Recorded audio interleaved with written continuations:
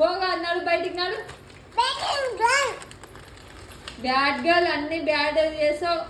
పో బయటికో. నీది అలా అక్కడికి తీసుకొచ్చిన నేను.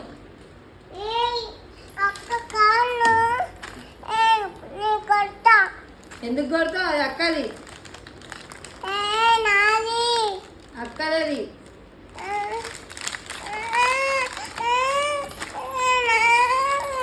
అక్కడికి తెచ్చిన. నువ్వు ఇంట్లోకి ఎంచుకో. నువ్వు చెప్పినట్టు ఇంటలేవు. ఇంట్లోకి ఎంచుకో.